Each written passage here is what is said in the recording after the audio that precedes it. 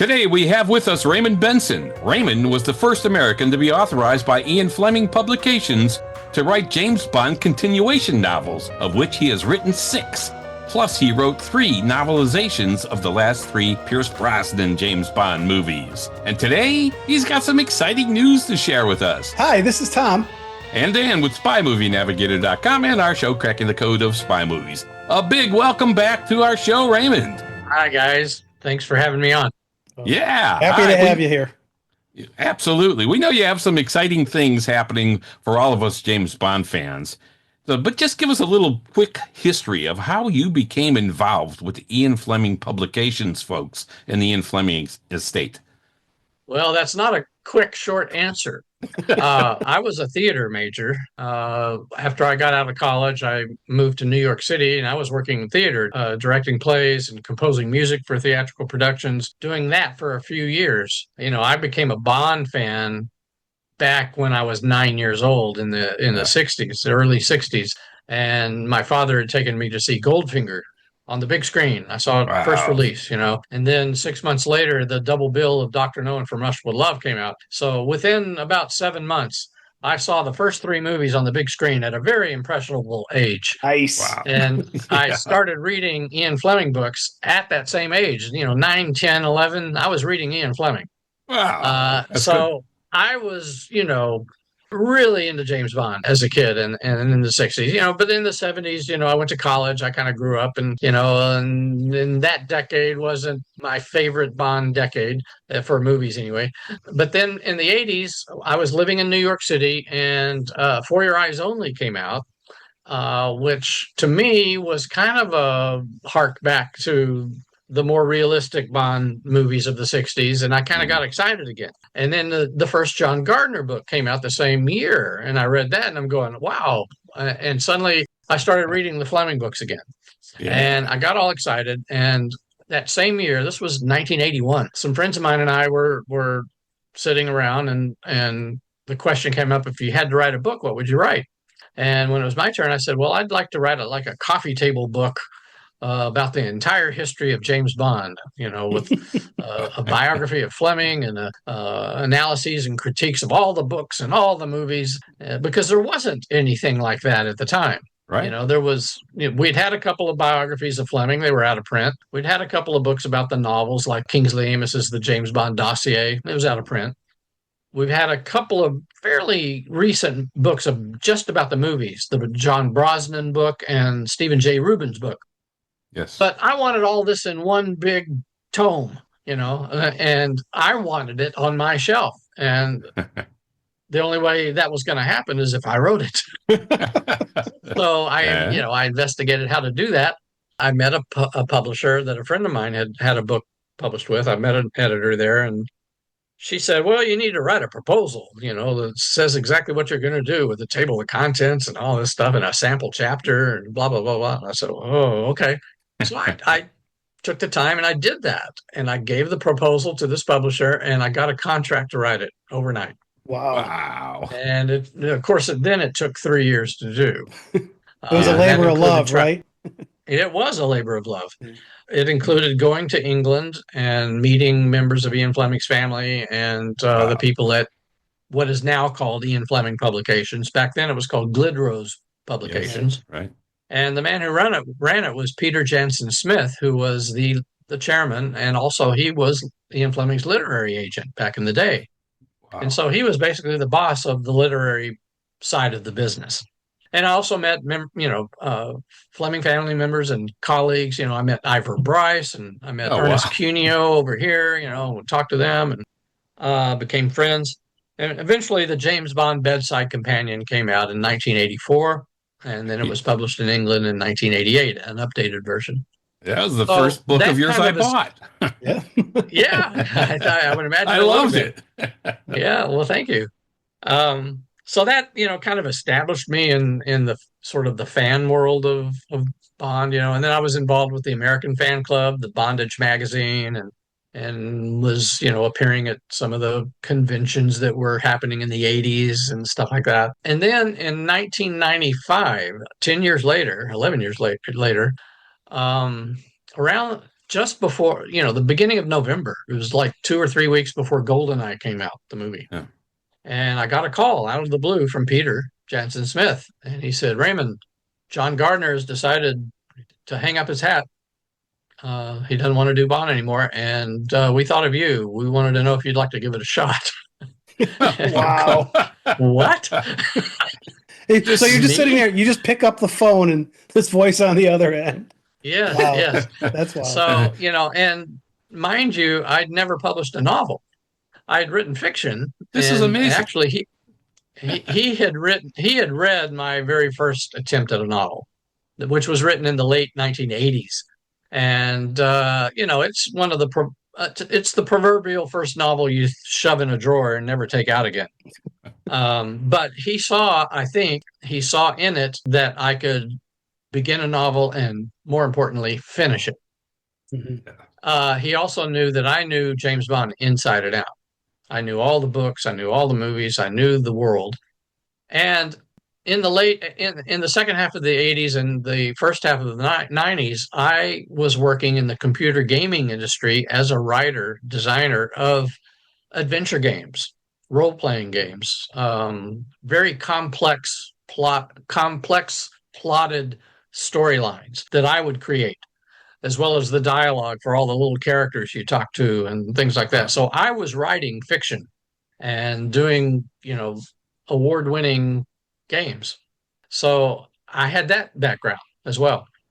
I kind of had to audition in a way. We didn't call it that, but I had to come up with an outline of a story, and it had to be approved by Glidrose Publications, as well as the British publisher, Hodder and Stoughton, and the American publisher, which was Putnam.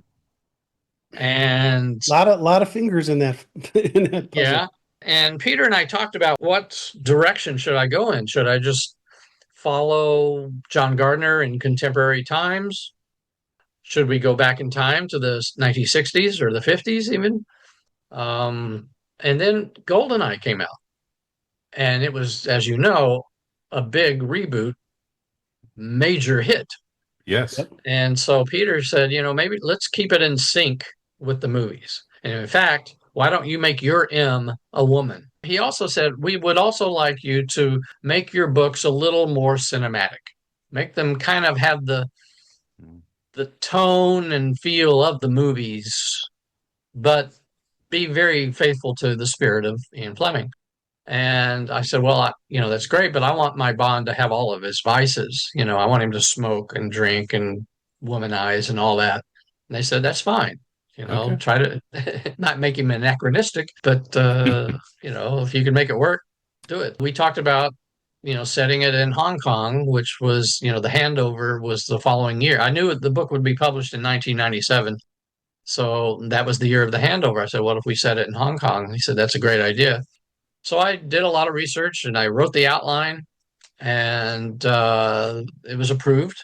And then they said, okay, now write the first 4 chapters on spec. And so I did that. And by March 1996, everything was approved, and it was finally announced that I would be the next writer. Then I went to Hong Kong and China and Macau and did the nitty-gritty research and wrote the book over the summer of 1996. It got edited in the fall of 1997, and it, as you know, 96, and then it was published in the spring of 1997. After we saw that it was going to be, a success, then they signed me on to a few more books. So I worked for them for 7 years and did the 6 originals. And part of my job was to do the novelizations of the movies. John Gardner had done GoldenEye. Mm-hmm. So the next one up was Tomorrow Never Dies, and I was in the hot seat then. So that's the first novelization I did. Now, is doing a novelization harder than creating your story yourself? No. The original books took a year because you're coming up with your own plot. You're doing all the research. You're doing, all the heavy lifting. For doing the novelization, they give you the screenplay, so you know the story. They give you and the dialogue and all that. You just kind of have to flesh it out. If you put into prose everything that's in a screenplay, you'd be about 30,000 words too short of a novel. So Mhm. you have to embellish some stuff. So I was Yeah. able to at least ask, hey, can I add a scene of my own invention? Like, for instance, in Tomorrow Never Dies, there's a chapter about Wei Lin, the Michelle Yeoh character, Hmm. uh, about her getting the assignment to go to Hamburg. Yeah. Okay. I give her a backstory That's that's Yeah. only kind Yeah. of hinted at in the movie. Yeah. And I did that with all three, some backgrounds of all those three books. So definitely easier doing the novelizations. Well, Yeah. also it was a shorter timeline. I had 8 weeks to do the novelization. Oh, No kidding. jeez. 8 weeks. That's right. Because the publisher had to have the completed book 6 months before publication. So the movie was still being shot when I was turning in the manuscript. And that's why there are some differences in my novelizations with the finished film, Yeah. because they Yes. would sometimes rewrite things on the spot. And in fact, I was getting faxes every day of new script pages. Yeah, I bet. Yeah. So, yeah, it was very stressful because I had not, whatever book the original book I was doing, let's say, for example, I was writing The Facts of Death when Tomorrow Never Dies happened. So I had to kind of push Facts of Death to the side, Yeah. Right. suddenly work on Tomorrow Never Dies for 8 weeks, and then go back to the Facts of Death. So I Hmm. had Yeah. to do Yeah. that each time the novelization came in. Were they trying to coordinate the release of the novelization with the movie or right around the same Yeah, they time? came out Yeah. simultaneously. Okay, Yeah. simultaneously. So that's why you had 8 weeks. Boom. Yeah, exactly. No, no And then pressure. there were the short stories I had to kind of fit in too. There were 3 short stories. Yeah, Yeah. that's cool. 1999 was a very busy year. Yeah. I was writing, let's see, it was the year High Time to Kill was published. I Hmm. was writing Double Shot. I had to write The World Is Not Enough. And I also wrote Live at Five, Wow. a short Wow. story. So, Wow. Thank God you're talented. no, just mad. I assume you're a very quick typist. Actually, in high school, I took typing, and They made you. the fast typists, they enter into a state typing contest, and this was the state of Texas, mind you. And Wow. I won the Wow. contest. I won state, Wow. Wow. Wow. 1972. Well, Yeah. I would not be good winning thing you that had with that. 2 fingers. Yeah, good thing you had that skill set then. Yeah. To try to get So the all that done. bedside companion kind of got you in the door, didn't it? Oh, definitely. Yeah, Yeah. I mean, yeah, that did it for that's sure. amazing. And that was an idea you were talking about with your friends. That's what I would write. Yeah, But no, the it good thing is was. you went and did it. Yeah, you did. That's the difference, I think, with Yeah. most people. They talk about stuff and don't do it. You did Yeah. it. That's fantastic. All right. So now let's get into your latest project, Raymond. It's something Okay. exciting and cool. Tell us Well, about your. Yeah. right after Bond, I was doing my own stuff and Yes. writing my Yes. own original novels, thrillers and mysteries, and I love your occasional Black tie-in. Stiletto. I love that Yeah. Black Yeah. Stiletto Yeah, series. Yeah. That's You great. had the a Black great Stiletto, series of the five, books. yeah, the Black Stiletto's Yeah. probably my favorite thing I've ever written. Yeah. Yeah. But I was also doing some tie-in stuff. I did a couple of Tom Clancy Splinter Cell books. I did a Mhm. couple of Metal Gear Solid books and things like that. And then lately, Ian Fleming Publications has kind of been branching out. I mean, they've been doing other Bond novels, but they've started doing some spin-offs. So, they did the Young Bond books, back in the mid 2000s and into the 2010s with 2 authors, Charlie Hickson and Steve Cole. And then more recently, Kim Sherwood has written, she's doing a trilogy, I believe, of the Double O agents. These are the not Bond, but the other Yes. Double O agents. And there's 2 books out already, and I guess a third book is coming out either this year or next year. I can't remember. And then there's also going to be a Q book by Vasim Khan, who Nice. that's coming out this fall. And he's going to be writing a series of books featuring Q as the main character. So I thought, well, maybe they're ready for a Felix. I don't know, because I've always loved Felix Leiter. Hmm. Yes. Uh, Even when I read back in the '60s, when I Yes. read the books, here's Felix Leiter. He's a Texan. Mhm. Yes. Fleming designated him as a Texan. And I kind of identified with this guy, even though in the second book he loses an arm and half of his leg to a shark. Mhm. And from his appearances from then on, he has a prosthesis. Mhm. Fleming calls it a hook. But they in the movies they never portrayed him faithfully to the books. I mean, Right. I don't want to criticize any of the actors who played Felix Leiter in the movies, but we have never seen a faithful incarnation of Felix Leiter in the movies. Okay. For one thing, I mean, for me, the closest one was Rick Van Nutter. Mhm. Okay. He was the closest to Fleming's, although he did not have a hook. He Right. did not have a prosthesis.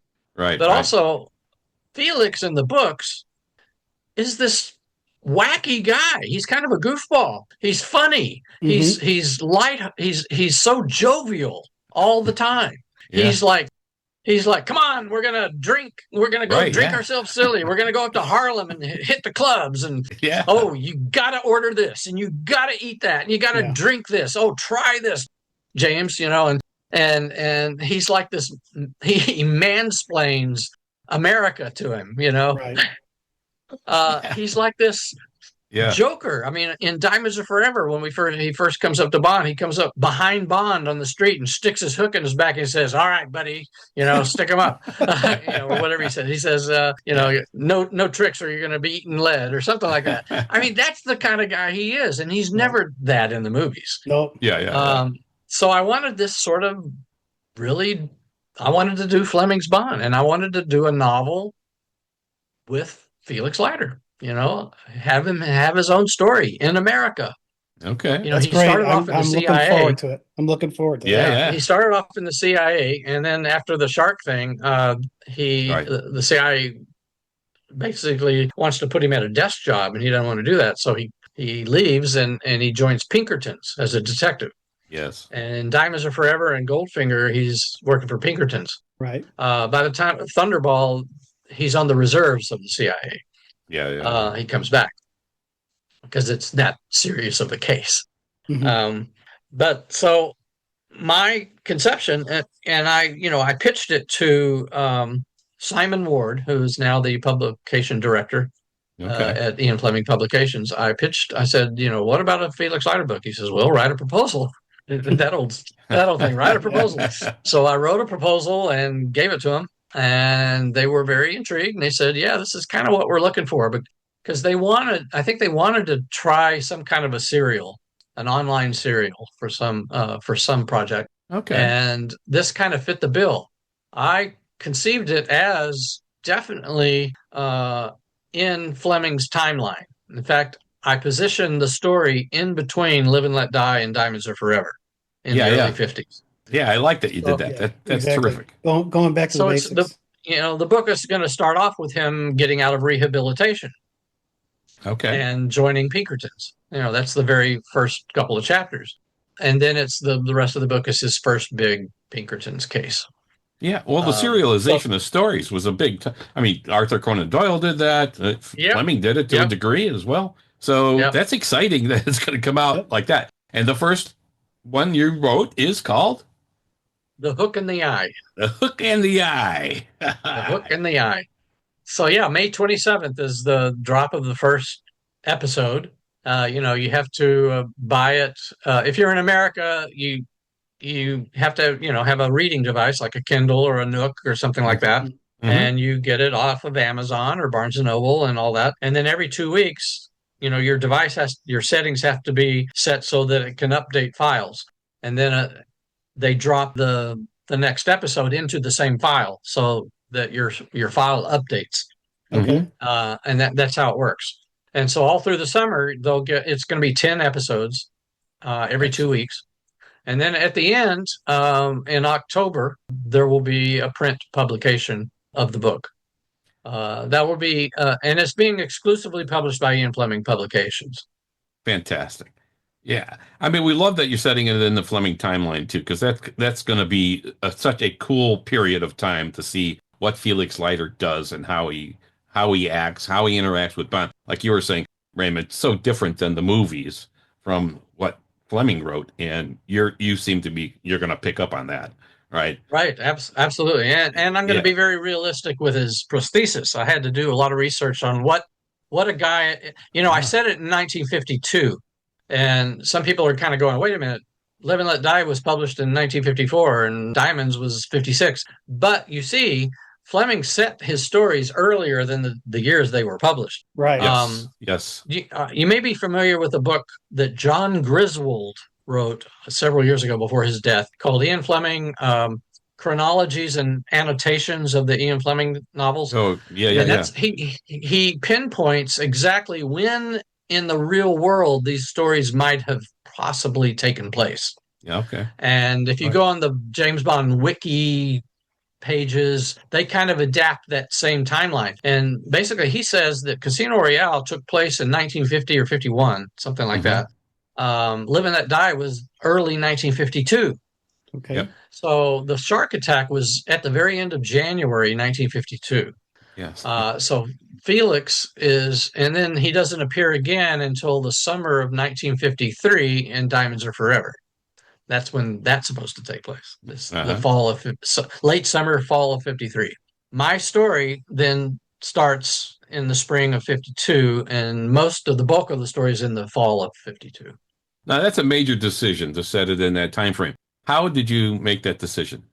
What was your thought process on that? Well, I wanted to set it in between those two Fleming books. Mm-hmm. So I had Okay. to figure out, okay, what year was that really? Okay. And because, I like to put in real world events and things in my books. I did that with my Bond books, like I had the Handover of Hong Kong and Right. stuff like that. I consulted John's Griswold's book and Mhm. saw that time period would have been 1952 or early 53. And I went, okay, what was going on in the world then? And I can't really tell you, but there are some real world events Oh, yeah. that play into the story. So I thought, this is perfect. This is perfect. Yeah. And so I set my story around this stuff. That's And good. that's how that came about. That part of it was kind of easy, but I just had to then do the research of the time period, Right. and it takes place all in America. It starts in New York City. That's where Felix is living. Mm-hmm. The first third is in New York City, but then we go on a road trip across America. There you Nice. go. All right, so you decided, okay, you're going to put it in between Live and Let Die and Diamonds Are Forever, and so that mandated your time date, your time frame, right? That's right. So how did you decide you wanted to put it in between those two novels? Because I wanted to explore Felix after the rehabilitation, Okay, after losing all right. his arm. All right. That's an important part of his life. All right. So I just think that would have been Yeah, a great story for Felix. How is he it's an going to untold story. deal with not being a CIA agent anymore and joining Pinkertons to become basically a private detective? Yeah, right. Now I've got a question on when you're writing this thing, you're trying to figure out, okay, we're going to go across the US and we're talking about a period piece. So what kind of research did you have to do of, I'm going to go to Chicago or I'm going to go to Miami, wherever this thing goes, because we haven't seen it yet. How much research did you have to do on that? Oh, I had to dig for maps and guidebooks and anything that would talk about, like, this was before interstate highways. Right. Yeah. So, what roads would you take to get from A to B? Yeah. And what kind of stops would there be? What motels or hotels existed in 1952 where he would stop? What restaurants would he stop at? Yeah. And he didn't have Google Maps. What was on the menu? Yeah, right. That's And that took a lot of time finding this stuff. I had to write to a lot of people. I had to, go on eBay and buy maps and things like that from the period. Does Route 66 make an appearance? It does not. It does not. We don't go that direction. Yeah. Okay. All right. But we do end up in Texas. And I was going to ask if you ended up in Texas at all. Yeah, okay. Oh yeah, because Felix is he is. I do play on his background. Cool. So Yeah. it is a mystery.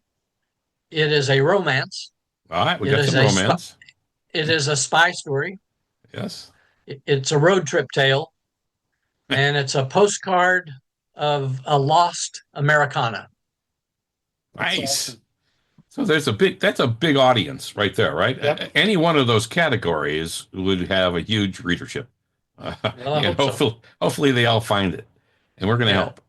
All right. So from the beginning to the end, how long did it take you to write this, Raymond? It would take me maybe 30 years, and it would be bad. Well, I pitched it in May of 2024. Okay. Wow. I Okay. finished the book in September of 2024. It Wow. went through Wow. an editing process in October, November. Went through the approval process with the Fleming family and stuff in December, January. And now we're getting it all typeset and cover drawn. Oh, there's going to be a cool cover. Nice. Um, Yes. and Yes. all that stuff's being done. So, Yeah. Is the next one already in the process? Is there going to be I another mean, one? another book. Yeah. Hmm. Oh, we haven't talked about that. Keep it a Yeah. series. I Keep think it we're going. gonna. Yeah, we'll see. I don't know. Yeah, this might be a one-off. Who knows? Could be a series. Who knows? Yeah. We're Yeah. not even going there yet. Okay. So We got to see how this one does. with all of the edits and your presentations to them, to the Ian Fleming Publications folks, did they have a lot of suggestions, or did they require you to change anything, or did they kind of give you the freedom to kind of write what you want? I had the freedom to write what I wanted, just as I did back when I did Bond. Mhm. Yeah. They've been very good with editing. You know, Yeah. Simon is a fantastic editor and publication Wow. director. And he was very helpful in helping me sort of streamline, doing edits. I mean, there's stuff on the cutting room floor, Oh yeah. definitely. Yeah. There always Yes. is, Yep. Yes. and you know, As all I an can say author, is that he was right. yeah, He would yeah. suggest, maybe you should cut that, or maybe you should Okay. shorten this, or maybe you should, shape Wow. this way, or something like that. But he never changed the story. Yeah, yeah, yeah. Right. Nobody, neither did Peter Jansen Smith when I was doing Bonds. They would never say, we don't like the story. All my outlines were accepted. They Wow. never Yeah, said, yeah, yeah. well, try again. Yeah. Um, And so when they're suggesting that you cut stuff as the author, is it hard to do? Is it hard to do that? Well, it always is first, until you Yeah. realize, oh, maybe that's right. Maybe that's the way to go. I mean, you look at even movies, movie directors Yes.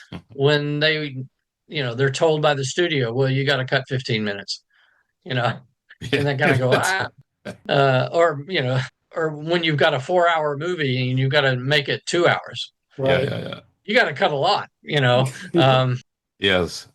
so you've got to understand that not everything is necessary. And You you have know, to have the willingness to do it. Yep. yeah. Well, there's something to be said for pacing Hmm. and moving the story at Sure. a pace and Yeah. stuff like that. Well, that's something So you do very well. Yeah, yeah. yeah, well, Reading thank your you. stuff, Yeah. it So let's just say you keeps got to going. cut a page or two, and he's like, how long does it take you to decide how to do that? Because that would be, to me, that would be like, oh my God, what am I going to cut here? This sentence, that sentence, this word, that word, this paragraph. This I don't know how to answer that. I just kind of okay. study it and do it. I mean, I think my theater training helps with that. Ah, In fact, yeah, okay. I say that if you're a drama major, you can do anything because you learn how to, Yeah. work with other people, because it's a collaborative, Yes. um, Right. thing. You learn all about storytelling. You learn all about structure of a story and characters. You learn all about dialogue and how to present it. You learn all about visual storytelling, set design, Sure. lighting, um, composition, visual composition and things like that. But then, I focused on directing when I was a drama major. So you learn all kinds of stuff about tempo and Yeah. um, Tying uh, everything together. Yeah. yes, Yeah. exactly. And Yeah. and you really have to study a script, beat by beat, Mm-hmm. and learn the subtext. You know what Yeah. subtext is, right? Yeah. Yeah. Yeah. Um, Yeah. so everything has subtext, and I think all that helps in writing novels or whatever you do. Yeah. So when the Ian Fleming publication said, "Okay, that's it. We're done. You're done. We love it. That's it." Could they still make changes, or are you done? Is it finished? It's boom. You, when they say it's done, is it done? Pretty much. I mean, it goes through the editing process. Then it goes to a copy editor, a professional copy editor, and they may have some, Okay. things Yeah. to Yeah. say. Yeah. So, but once that's done, then it's done. Yeah. Yeah. Yeah. Sure. Then And the cover and all then that, are they producing the cover? Now, there's the yeah, cover. We've seen the cover on your website and so on, right? That's available to see. there's no cover Or is yet. that it? You That's have not not it. I've not It's not been released yet. The Okay. All cover you right. saw was just a holding cover. It's just sort Okay. of All right. like a I actually kind of liked it. it was just sort of like a manuscript page. Yeah. Yeah. Mm. Yeah. I thought it was No, kind of it'll be cool. an illustrative Okay. cover. All Yeah. right. And do the Ian Fleming folks they do that too, or they Yeah, have yeah, people that do that? they hire the artist, and Yeah, yeah, yeah. Oh, cool. And do you get and to approve it's gonna that, be or good. I know. I've seen the preliminary, and I like it. do you have It's gonna be input on nice. that, or do they just Oh say yeah, this is? yeah, yeah, Oh, okay. yeah. The artist would give us like 8 possibilities or Oh, sample, rough sketches of yeah, ideas, and we would yeah, go, oh, I like that one number one, or yeah, this one number two, that one number three, and we'd all talk about it, and yeah, yeah. because they have some say too. We kind of like to all agree on everything. Yeah, So and they kind of know what sells to and what grabs yeah, colors and yeah, everything else that grabs people's yeah. attention. I know when we talked to Joe Karoff, who designed the 007 logo and all that, and he did the movie posters for a million movies. Everybody knows about West Side Story, Last Tango in Manhattan. Paris, a million Manhattan. of them, Yeah. Manhattan. And he said he got to the point where he would not present a whole bunch of different ones. He would present the one, and then he told people, he said Woody Allen was the toughest one. He told people like, I already thought about all the other ones, and that's why I have this one. So it's like okay, so but they give you 8 to look at, which is kind of cool. All right, Yeah. all right. So Manhattan was a great poster. Yes, it yes, was. It and really you know what was. he said about that? He said, "Well, it was pretty easy." He said, "All the letters I made tall because the buildings are tall, and so it was a very simple concept." He said, "Yeah, when you're brilliant, it's a very Yeah. simple concept." It kind of created itself. I'm like, okay. Yeah, it's like okay, yeah, good. Yeah, he was fun to talk to. He was 102 years old. Wow. Yeah, Wow. that was pretty wild. Yeah. So looking into your crystal ball or martini glass, if you will, what do you see in the future with in the James Bond world from your writing perspective and things that are going to happen on the Bond world? Does James Bond get involved in this little story you're talking about now, the hook in the eye, Bond or is you not can't say? Bond is not in it. He Okay, is mentioned. okay, oh, he's Felix mentioned. All might right, mention him, so we're going to see the but words. We'll well, see. he refers to him as his limey pal. Okay. Yeah. Well, I think yeah. We know That who seems he's right. talking about. Yeah, Yeah. Yeah. exactly. Right. Yeah. Right. Right. Right. Absolutely. All right. Right. So Now, I've got a question going forward. Since Eon Productions no longer has control of the creative screen content, do you think there's a chance that, because Amazon's going to be looking for content, that they go back and pick up some of your novels or say, oh, we're going to do these offshoots to some of these other characters? Have you had any talks with them? I have not had any talks with him. No, I don't. I think it's too early to even yeah. Okay. think Yeah. of all that stuff. I mean, they just hired the producers like what, a month ago or something Yeah. like that. Well, Yeah. that's Um, for that one, but I'm just, you think about Amazon, it's like, okay, are they going to flood the market with Bond stuff? who knows? And if I it, Yeah. I We don't don't want to know. speculate what they're going to do. okay, all right, I Yeah. We don't don't know. know. It's possible. But I have to keep an open mind and hope that maybe they will do my books or something, or any of the continuation author books, really. Yep. Yeah, I mean, really. I they've mean, been Ian ignored. Productions kind of never went down that route because they had, Yeah. you have to pay more money and whatever else. And they had the Fleming books and whatever and writing their own stuff. But you never know what Amazon will do. So it's a Yeah, we'll possibility. never It's a know. possibility. Well, it'd be nice to I'm have some keeping good an open. good writers behind some of these movies going forward.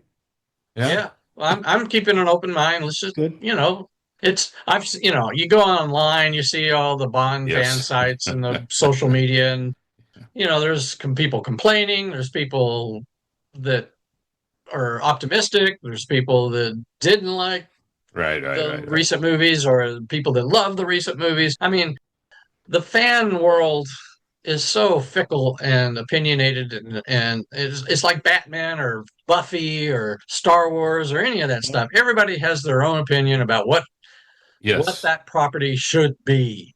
Yes. And And they're you know, and they're very vocal and about it. yeah, they are. So I'm just gonna wait and see. That's what we can do. I'm hoping for the best, Yep. and let's see what they do. You All know, right. That's they cool. they wanted the property so bad. Okay, step up to the plate. Let's see what you got. Yeah. Yeah. That's the best attitude you can have. Yep. All right. So if listeners want to jump on the Felix Leiter, the hook in the eye bandwagon right now, what can they do? You said they can go to Amazon and sign up, or Well, yeah. If you're in America, the best place to do it. I mean, it depends on what kind of reading device you have. Mhm. It would be for Kindle. It would be Amazon. For a Nook, it would be Barnes Barnes and and Noble. Noble. Yeah. Yeah. And I guess there are other devices wherever you go. Like Apple or whatever, Mhm. whatever that device is. Or your own phone or your Yeah. computer. I don't know what you use, to read ebooks, but Right. that's where you go. All right. And you buy it. I mean, you can pre-order it now. Good. That's what we want to know. Okay. Good. Yeah. And will there be an and then- audiobook? Do you have an audiobook scheduled for it? There's possibly, yes. I mean, we don't have one in the works yet, but I would bet that there will be. Okay. And then you can pre-order the paperback from ianfleming.com. Okay. There you go. That's good. And if people want more information about all of your books, Raymond, where should they go? RaymondBenson.com? RaymondBenson.com. Yeah. All right, folks. I should say that those of you in the UK can order the ebook and the paperback directly from ianfleming.com. Okay. Okay. That's good to know. And All right. RaymondBenson.com, the last word BENSON.com. Yes, BENSON. All right. Yeah. Right. There you go. All right. Well, thank you, Raymond. We're excited to hear this great news of you writing a Felix Leiter novel, The Hook and the Eye. So everybody, go order it now. Absolutely. So fun talking with you, Raymond. Fantastic. Thanks for having me on, guys. All right. That's a wrap. This has been Dan And Tom. of SpyMovieNavigator.com and our show, Cracking the Code of Spy Movies. Subscribe to our show right now and tell a friend about us, too. We appreciate you spending time with us. Thanks.